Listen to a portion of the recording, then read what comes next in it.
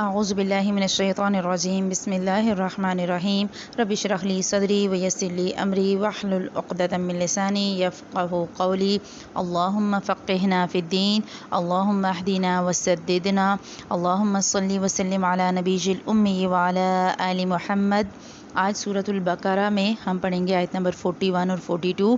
بسم اللہ الرحمن الرحیم وآمنوا بما انزلت مصدقا لما معکم ولا تکونوا اول کافر به ولا تشتروا بآیاتی ثمنا قلیلا وإیای فاتقون ولا تلبسوا الحق بالباطل وتکتموا الحق وانتم تعلمون۔ اور ایمان لاؤ اس پر جو نازل کی گئی اس حال میں کہ وہ تصدیق کرتی ہے تمہاری کتاب کی، بما انزلت مصدقا لما معکم، اس کی تصدیق کرتی ہے جو تمہارے پاس ہے، ولا تکونوا اول کافر بہ، اور تم اس کے پہلے کافر نہ بنو، اور میری آیات کو تھوڑی تھوڑی قیمت پر فروخت نہ کرو، اور مجھ سے ہی تم ڈرو، فاتقونی، میرا ہی تقوی اختیار کرو، اور تم حق کو باطل کے ساتھ خلط مت نہ کرو اور نہ حق کو چھپاؤ، تمہیں تو خود اس کا علم ہے۔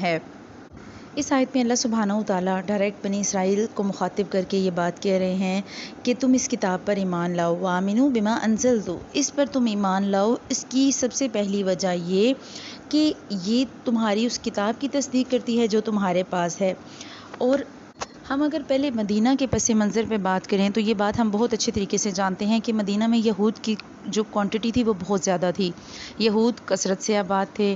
تو ہوتا یہ تھا کہ عربوں میں تو جب اسلام آیا تو عربوں نے تو نہیں مانا، اللہ سبحانہ وتعالیٰ نے چیلنج دیا، فَأْتُوا بِصُورَةٍ مِّن مِّثْلِهِ، وہ ایسی صورت نہیں بنا کر لا سکے۔ اب جب یہود کی بات ہوئی تو یہود کے بارے میں تو اللہ تعالیٰ کہہ رہے ہیں کہ دیکھو تم تو عالم دین ہو، تم تو پڑھے لکھے ہو، یہ تمہاری پاس جو پہلے سے کتاب موجود ہے گو کہ اس میں بہت سی تبدیلیاں آ چکی ہیں، مگر ان تبدیلیوں کے باوجود اس میں ہمارے پیارے نبی حضرت محمد صلی اللہ علیہ وسلم کی اتنی نشانیاں موجود ہیں کہ وہ اس کی تصدیق کرنے والی ہے۔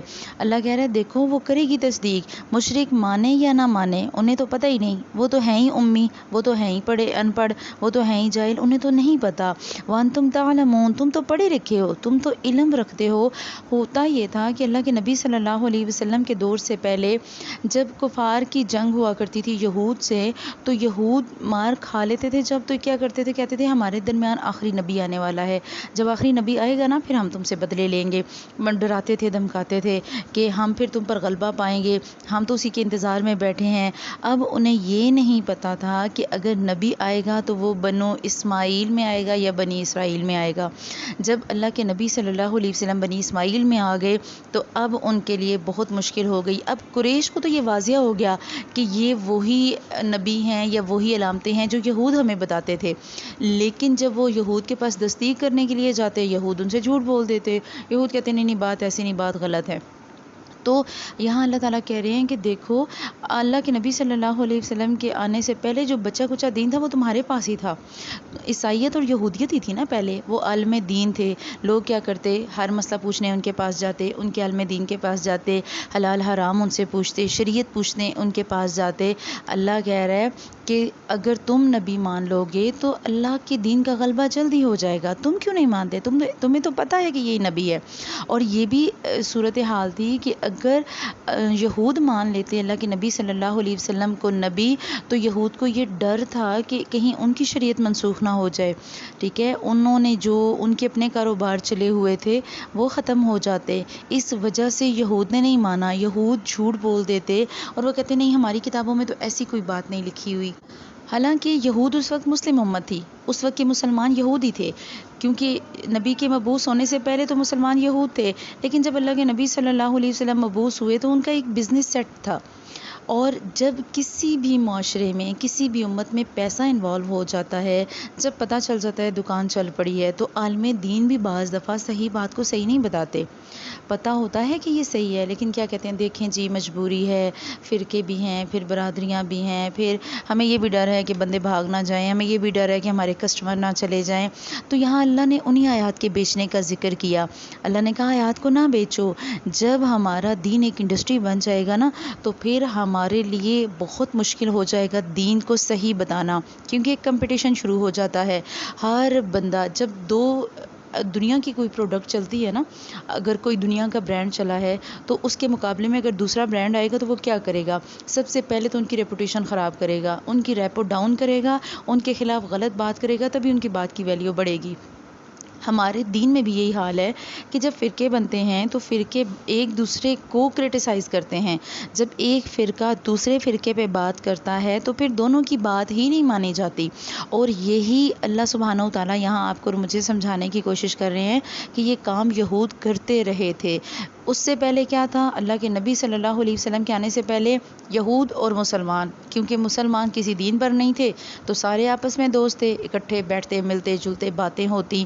اچھا، جب بعد میں دین محمدی آ گیا تو جو لوگ مسلمان ہوئے وہ جب اپنے کسی یہودی دوست سے ملتے اسے بتاتے کہ تمہیں پتہ ہے آج ہمیں ہمارے نبی نے یہ بات بتائی، اب جو ان کا یہود دوست ہوتا ہے وہ کہتے ہیں ہاں یہ تو ہم نے بھی پڑھا تھا، ہمارے ایک عالم دین نے بھی خطبے میں یہی بات کہی تھی، اور وہ جب دونوں مل کے اس کے پاس تصدیق کے لیے جاتے تو عالم دین ہی مکر جاتے۔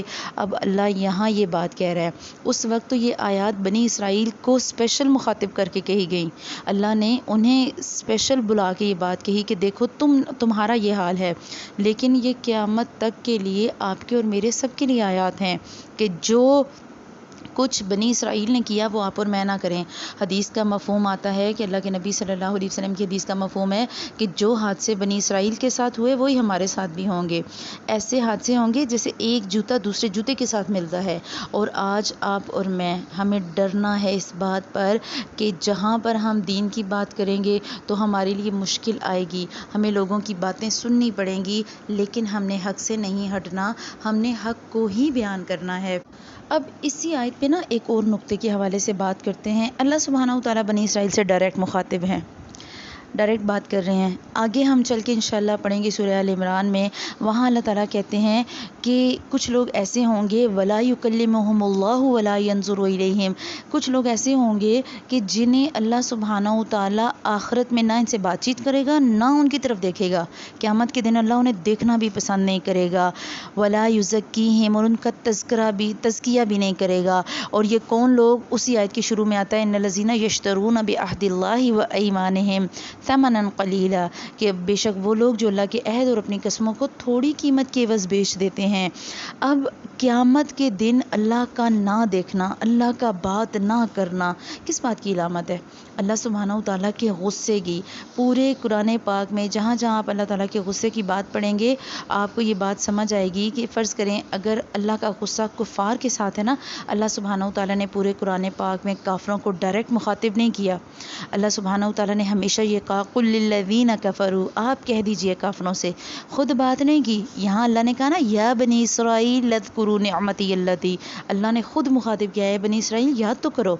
اس سے ظاہر ہوتا ہے کہ ابھی بنی اسرائیل پہ اللہ کو اتنا غصہ نہیں ہے، حالانکہ انہوں نے بہت کچھ کیا، بہت سی غلطیاں کی، ان کی کتنی امتیں تباہ ہوئیں، لیکن نبی کی جب شریعت آئی، ہمارے پیارے حبیب کی شریعت آئی، تو اللہ سبحانہ و تعالیٰ کہہ رہے ہیں کہ ابھی وہ اس قابل نہیں ہیں کہ ان پہ اتنا غصہ کیا جائے کہ ان سے بات بھی نہ کی جائے۔ آپ اس مثال کو ایسے سمجھیں کہ جب ہماری اولاد ہمیں بہت زیادہ تنگ کرتی ہے، فرض کریں 4 بچوں میں سے ایک بچے نے انتہائی پٹا دیا ماں کو، تو ماں کیا کرتی ہے؟ ماں بات بھی نہیں کرتی یا باپ بات بھی نہیں کرتا، ہم اس بچے کو اس قابل بھی نہیں سمجھتے، ہم کہتے ہیں تم اس قابل ہی نہیں ہو کہ تم سے میں بات کروں، اور ہم اپنی دوسری کسی اولاد سے کہہ رہے ہوتے ہیں ذرا اپنے بھائی کو کہو یہ کام کرے یا اپنی بہن کو کہو یہ کام کرے، یہ ہمارے غصے یا ناراضگی کا اظہار ہوتا ہے، اور یہ ایسی ناراضگی ہوتی ہے جو حد سے بڑھ جاتی ہے، تو ڈائریکٹ بات نہیں کی جا سکتی۔ تو اللہ تعالیٰ کہہ رہے ہیں ابھی بنی اسرائیل پہ اتنا غصہ نہیں ہے، اللہ تعالیٰ پیار سے بنی اسرائیل کو یاد کروا رہے ہیں، دیکھو بنی اسرائیل یاد کرو میری نعمتوں کو، میں نے تمہیں فضیلت دی، تمام جہانوں پر میں تمہیں میں نے چنا، انہیں پیار سے یاد کروایا جا رہا ہے۔ ہم جیسے پیار سے لاڈ سے اپنے بچے کہتے ہیں نا تمہیں پتہ ہے نا کہ یہ بات ٹھیک ہے، تمہیں پتہ ہے نا تم غلط ہو، میں ٹھیک کہہ رہی ہوں، یہی حال اللہ کہہ رہے ہیں تمہیں تو پتہ ہے نا یہ سچا دین ہے، تمہیں تو پتہ ہے، تم تو انتظار میں تھے آخری نبی آئے گا، کیونکہ پیچھے ذکر آدم علیہ السلام کے قصے میں کیا آیا تھا کہ تم چلے جاؤ تو جب تم زمین میں چلے جاؤ گے فَإِمَّا يَأْتِيَنَّكُم مِّنِّي هُدًى، جب کبھی بھی تمہارے پاس میری طرف سے ہدایت آئے، تو ہدایت آئی، نبی آئے، شریعت آئی، سب سے بڑی نبیوں کی وراثت بنی اسرائیل میں آئی۔ بنی اسرائیل سب سے بڑے وارث تھے نبیوں کے، نبی کے بعد نبی، پہ در پہ نبی بنی اسرائیل میں آئے۔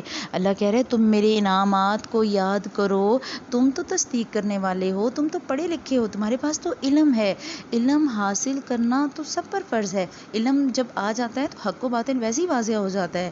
اور تم کیسے عالم ہو کہ تمہارے پاس حق ہے اور تم اس حق کو سمجھ نہیں رہے، اس پہ تم عمل نہیں کرنا چاہ رہے، اسے تم دیکھنا نہیں چاہ رہے۔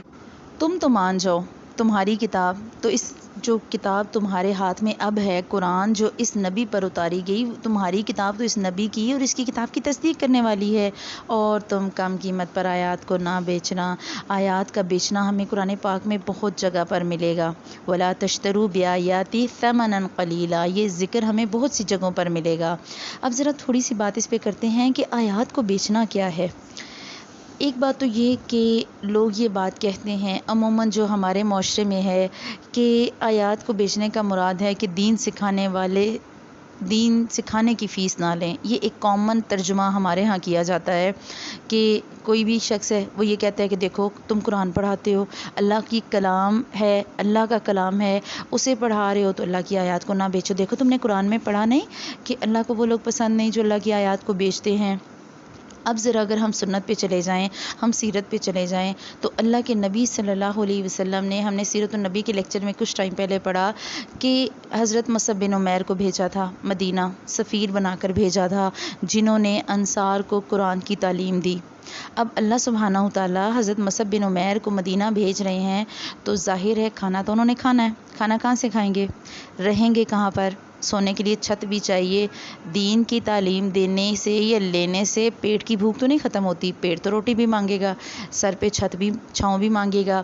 اللہ کے نبی صلی اللہ علیہ وسلم نے حضرت مصعب بن عمیر کی باقاعدہ تنخواہ رکھی تھی، اور ہمیں پتہ ہی نہیں ہے یہ بات، ہمیں دین کا پتہ ہی نہیں۔ احادیث میں آتا ہے کہ قرآن پڑھانے کی جو کمائی ہے اس میں وہ سب سے زیادہ برکت والی ہے۔ اللہ سبحانہ تعالیٰ نے انسان کو انتہائی عقل مند اور باشعور بنایا، اور مسلمان کو تو زیادہ باشعور بنایا۔ اللہ بار بار قرآن میں کہتے ہیں افلا یتدبرون، کیا تم تدبر نہیں کرتے؟ ہمارا دین تو تدبر کی دعوت دیتا ہے، غور و فکر کی دعوت دیتا ہے۔ اور غور و فکر کیا کہ سوچو اور سمجھو کہ جو بندہ دین کے لیے اپنے آپ کو وقف کرے گا، ظاہر ہے اس نے کھانا بھی ہے، اس نے اپنے گھر کا نظام بھی چلانا ہے، اس نے سب کچھ کرنا ہے۔ ایک وقت تھا، ہم اگر اپنی تاریخ میں جائیں، اسلام کی تاریخ میں جائیں، تو اسلام کی تاریخ میں ایک ادارہ قائم کیا گیا تھا جسے وقف کا نام دیا گیا تھا۔ وقف کا مطلب کیا تھا کہ لوگوں نے کچھ بلڈنگز بنا دیں، بازار بنا دیے، اور ان سے جو کمائی آتی تھی نا، ان سے جو پروفٹ آتا تھا، اسے مسجد اور مدرسے کو دیا جاتا تھا۔ مسجد اور مدرسے کے تمام اخراجات اس وقف سے ادا کیے جاتے تھے۔ اب آپ سوچیں کہ دین پڑھانے والا بھی محنت کرتا ہے، مسجد اور مدرسوں کے بھی بل آتے ہیں۔ کبھی ایسا ہوا ہے کہ ہماری گورنمنٹ نے کہا ہو کہ نہیں مسجد کے بل نہیں آئیں گے، مدرسے کے بل نہیں آئیں گے، یا جو دین پڑھانے والا ہے اس کی تنخواہ زیادہ ہوگی؟ ہمارے ہاں دین پڑھانے والا محنت اتنی کر رہا ہوتا ہے لیکن اس کی تنخواہ 7-8 ہزار سے اوپر نہیں ہوتی۔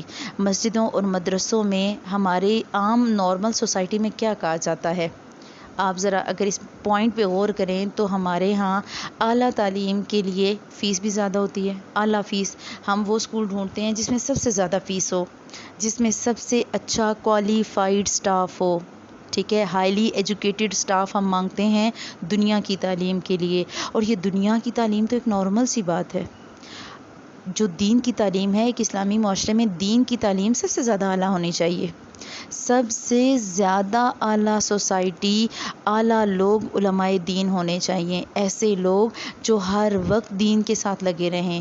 ایک وقت تھا جو پہلے عالم دین تھے، فرض کریں آپ امام ابو حنیفہ کو دیکھ لیں، وہ بہت بڑے بزنس مین تھے، ان کے پاس پیسہ تھا، وہ فائنینشلی اتنے اسٹرانگ تھے کہ وہ ان کی کمائی ساری دین اپنے بزنس سے آ رہی تھی، وہ اپنا سارے کا سارا وقت علم سیکھنے اور سکھانے میں لگاتے۔ وقف جیسے جیسے بگڑتا گیا، جیسے جیسے ہمارے معاشرے میں کرپشن آتی گئی اور پیسہ کھانے والے آ گئے، یہ نظام خراب ہو گیا، سب کچھ کرپٹ ہو گیا، اور اب تو ہمارے مدارس کا یہ حال کہ ہمارے مدرسے صدقوں پہ چلتے ہیں۔ آج آپ دیکھیں اپنے ارد گرد پیاری سب سے اعلیٰ بلڈنگ، اعلیٰ سٹاف، سب دنیا کی تعلیم کے لیے آپ کو اگر میڈیکل کالج ملیں گے تو ان کے جو استاد ہیں ان کی لاکھوں میں تنخواہیں ہیں. اگر آپ انجینئرنگ کالج میں جائیں گے تو بلڈنگ آپ دیکھ لیں اور وہاں کی فیسلٹیز آپ دیکھ لیں اور وہاں کا سٹاف آپ دیکھ لیں. اور اگر مدرسوں کا حال دیکھیں تو گرمی ہے یا سردی، بچے نیچے ہی بیٹھے ہیں، بچوں کا پرسان حال نہیں ہوتا، الا یہ کہ کچھ بہت سینٹر میں کسی شہر کے مدرسہ ہو اس میں کارپیٹ ہوتا ہے. تو ہمیں اس بات کی فکر کرنے کی ضرورت ہے کہ ہمیں دین پر لگانا ہے، دیندار لوگوں پر لگانا ہے. ہم ہر جگہ ہزاروں میں اور لاکھوں میں فیس دیتے ہیں، لیکن ہم دین کے لیے فیس نہیں دے سکتے، کیونکہ دین کے لیے فیس دینے کے لیے ہمارے پاس بہت بہانے ہوتے ہیں. ہمیں یہ لگتا ہے کہ نہیں خیر ہے، قرآن ہی تو ہے، کوئی بات نہیں، ایسے ہی پڑھ لیں گے، کچھ نہیں ہوتا. اچھا پھر اب قرآن پڑھنے کے بھی ہم پیسے دیں. تو اگر ہمیں علم کو آگے پہنچانا ہے، ہمیں علم کو سیکھنا اور سکھانا ہے تو ہمیں اپنا پیسہ لگانا پڑے گا. اگر ایک انجینئر، اگر ایک ڈاکٹر اپنا کیریئر چھوڑ کر، اپنی نوکری چھوڑ کر، اپنے گھر کے کام چھوڑ کر آپ کو پڑھاتا ہے یا آپ کے معاشرے کو تعلیم دیتا ہے تو اس کا مطلب یہ کہ اس کے گھر کو چلانے کے لیے آپ سب کی سپورٹ کی ضرورت ہے. ہم کیا کرتے ہیں؟ ہم کہتے ہیں کہ نہیں، ہم تعلیم اچھی سے اچھی لیں، استاد ہمیں اچھے سے اچھا ملے، لیکن وہ اچھا استاد کیسے آپ کو اچھی تعلیم دے گا کہ اسے پتہ ہے اس نے گھر کو بھی چلانا ہے، اسے پتہ ہے کہ اس نے اپنے گھر کے کام بھی کرنے ہیں. تو بہت مشکل ہو جاتا ہے. تب ہی علم اچھے طریقے سے وہ آپ کو سکھا سکتا ہے جب پیسے کی سپورٹ ہوگی. ورنہ تو ایک عالم دین ہے، اسے نوکری کی اتنی فکر ہوگی یا گھر کے کاموں کی اتنی فکر ہوگی تو وہ بہترین تعلیم تو نہیں سکھا سکتا. لیکن اللہ سبحانہ و تعالیٰ سے دعا کی ضرورت کہ اللہ تعالیٰ ہمیں یہ فکر اور سمجھ دیں کہ ہم کس طریقے سے اسلام کو سمجھنے کی کوشش کر رہے ہیں اور ہم اہمیت کس تعلیم کو دے رہے ہیں. دوسرا پوائنٹ اگر اس آیت میں ہم دیکھیں کہ حقیقت میں جب یہ آیات آئی تھیں تو یہ آئی تھیں امت کے اتحاد کے لیے کہ دیکھو تم یہودی ہو، اب تمہارے لیے ایک اور نبی آ گیا ہے، اب تم چونکہ علم والے تھے، کتاب والے تھے، تم اگلے اہل کتاب سے مل جاؤ تاکہ تم سب مل کر ایک امت بناؤ. آگے ہم پڑھیں گے امت وسط. لیکن انہوں نے کیا کیا؟ انہوں نے فرقے بازیاں شروع کر دیں. انہوں نے لوگوں کو کہا یہ جھوٹ کہتے ہیں. آج ہمارا بھی یہی حال کہ ہم ممبر پہ کھڑے ہو کے ہمارے عالم دین ایک دوسرے کو کافر ڈکلیئر کر رہے ہوتے ہیں، ایک دوسرے کو مشرک کہہ رہے ہوتے ہیں اور قتل کے فتوے ممبر پہ کھڑے ہو کے جو ہے وہ جاری کیے جا رہے ہوتے ہیں. یہ دین نہیں ہے جو ہمیں دیا گیا ہے، یہ دین وہ نہیں ہے. ہم آیات کا مطلب موقع محل کے لحاظ سے نکال لیتے ہیں اور یہی کام یہود کرتے تھے. یہود کو اسی لیے بار بار پورے قرآن میں ٹارگٹ کیا گیا اور یہود کے علماء کو خصوصی طور پر. اب تیسرا اور آخری پوائنٹ جو اس ٹاپک کے حوالے سے ہے، جو آیات کو بیچنے کے حوالے سے ہے، آگے ہم انشاءاللہ سورہ شعراء میں پڑھیں گے کہ نبیوں نے بار بار، تمام نبیوں نے ایک ہی بات کہی، وما اسألکم علیہ من اجر، کہ میں تم سے اس پر کوئی اجر نہیں چاہتا. ان اجری الا علی رب العالمین، میرا بدلہ تو صرف رب العالمین کے پاس ہے. ہوتا کیا ہے کہ جب بھی کسی معاشرے میں کوئی بھی ایسی سوسائٹی یا معاشرہ جس میں کوئی نہ کوئی ایک ایسا گناہ شروع ہو جاتا ہے جسے سب گناہ سمجھتے ہی نہیں، کوئی ایسا گناہ جو عام ہو جائے اور اس گناہ کو پھر کوئی گناہ بھی نہ سمجھے، ایسا جرم جو سارے کر رہے ہوں، ٹھیک، اور اس کے خلاف پھر کوئی بات نہ کرے، اور جو بات کرے تو وہ لوگوں کو برا لگے. ظاہر ہے جو پورے معاشرے میں چل رہا ہے ایک سسٹم، اگر آپ اس کے خلاف بولیں گے یا بات کریں گے تو آپ کو کرٹیسائز کیا جائے گا. فرض کریں آج کل اگر آپ یورپ میں دیکھ لیں ہومو سیکشولیٹی کا زور ہے، بلکہ ابھی پچھلے ہفتے ہمارے راول پنڈی کی بھی ایک نیوز تھی کہ راول پنڈی میں 2 لڑکیوں نے آپس میں شادی کر لی.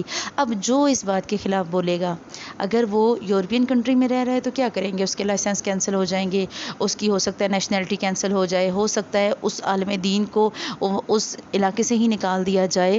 تو یہ کوئی بھی جب نبی آتا تھا نا کسی معاشرے میں، تو اس معاشرے میں جو پھیلتی ہوئی برائی ہوتی تھی، ایسی برائی جو سارے کے سارے کر رہے ہوتے تھے، وہ اس کے خلاف آواز اٹھاتے تھے کہ اس برائی کے خلاف بولنے کی ضرورت ہے. فرض کریں قوم لوط تھی، بے حیائی تھی حد سے زیادہ، نہ بیٹی محفوظ نہ بیٹا محفوظ. اسی طرح قوم شعیب تھی، اتنا بزنس کرپٹ ہو گیا تھا کہ بزنس کی کرپشن انتہا پر تھی. ناپ تول میں اتنی کمی، پتہ ہی کوئی نہیں دودھ میں پانی کتنا ہے، جو ہمارے معاشرے کا آج حال ہے. ایسی کوئی بھی برائی جس میں معاشرہ گرنے کے مقام پر ہو، کہ اگر وہ برائی ختم نہیں ہوگی تو معاشرہ ختم ہو جائے گا. اللہ نے آپ کو اور مجھے امت وسط بنایا. عالم دین کا یہ کام ہے کہ عالم دین وقتی طور پر معاشرے کی برائیوں پہ بات کرے. اور آج کل ہمارے علماء دین کیا کرتے ہیں؟ رحمت کی بات کریں، مغفرت کی بات کرتے ہیں، جنت کی، دوزخ کی. کیا کہتے ہیں؟ اختلاف پہ بات نہیں کرنے جی. او جی لوگ بڑے گرم ہو جاتے ہیں، او جی لوگ برا منا جاتے ہیں. تو یہی ہے آیات کو بیچنا. ایسی بات کرتے ہیں کہ جو ہمیں انبیاء کی طرف سے تعلیم کیا دی گئی کہ وہ بات کرنی جو برائی سامنے ہے. جو اگر فرض کریں آپ نے ایک سوٹ پہنا اور اس میں سے سامنے ایک دھاگا نکل کے لٹک رہا ہے، اس کا ایک ریشہ نکل آیا، کیا آپ اس ریشے کو کاٹیں گی یا چھوڑ دیں گی کہ جب تک اتنے نہ ہوں کہ برے لگیں اور میں قمیض چینج نہ کر لوں تب تک میں اسے نہیں کاٹوں گی؟ تو یہ معاشرتی برائیاں ایسے ناسور جو ہم نے ساتھ ہی ختم کرنے. آج کی جو آیات ہیں ان میں سے سب سے پہلے تو آپ نے اور میں نے اپنے معاشرے کا جائزہ لینا. ہمارے ارد گرد کون سا ایسا گناہ ہے جو اس وقت پھیل رہا ہے؟ کون سی ایسی چیز ہے جس پر بات کرنے یا جس کی اصلاح کرنے کی ضرورت ہے؟ اور اگر میں اپنی رائے دوں تو میں بات کروں گی ٹک ٹاک اور سنیپ چیٹ کی. اپنے بچوں کو روکیں، اپنے بچوں کو اور اپنے معاشرے کو اس سے پاک کریں. کوئی ماں اپنے گھر میں اپنے بچے کے موبائل میں ٹک ٹاک نہ رکھے. آپ اپنے بچوں کو آج روکیں گے تو کل آپ کے بچے آپ کے کنٹرول میں آئیں گے. ذرا نوٹ کریں کہ اگر آپ کی 6 سال کی 5 سال کی بچی یا آپ کا بچہ ٹک ٹاک پہ میوزک پہ ڈانس کر رہا ہے اور آپ اس کو دیکھ دیکھ کے خوش ہو رہے ہیں، ہائے میری ننھی پری کتنی پیاری لگ رہی ہے، کل اب یہ جوان ہو جائیں گے بچے تو آپ اور میں کیسے روکیں گے انہیں؟ آج تو ہمیں یہ بڑے اچھے لگتے ہیں، آج تو ہم خوش ہو کے کہتے ہیں میری ننھی پری بہت پیاری لگ رہی ہے، دیکھو نا کتنی کیوٹ ہنسی ہے اس کی، کتنے مزے کا ڈانس کرتی ہے. کل جب اس ننھی پری کو پر لگیں گے تو ذمہ داری پری پر نہیں ہوگی، پری کی ماں پر ہوگی. تو یہ لمحہ فکریہ ہے آپ کے اور میرے لیے کہ ہم نے معاشرے کے اس ناسور کو جو اس وقت ہے اس سے ختم کرنا ہے. باقی انشاءاللہ تعالیٰ ان آیات پر بات اگلے لیکچر میں کریں گے. امید کرتی ہوں کہ جو باتیں کی وہ سمجھ آ گئی ہوں گی. پھر بھی کوئی کنفیوژن ہو آپ لوگ کویشچن کر سکتے ہیں. دعاؤں میں یاد رکھیے اور اپنے معاشرے کو اور اپنے گھر کو ایسے شیطانی فسادات سے پاک رکھیے. سبحانک اللہم و بحمدک نشہد ان لا الہ الا انت نستغفرک و نتوب الیک. السلام علیکم ورحمۃ اللہ وبرکاتہ.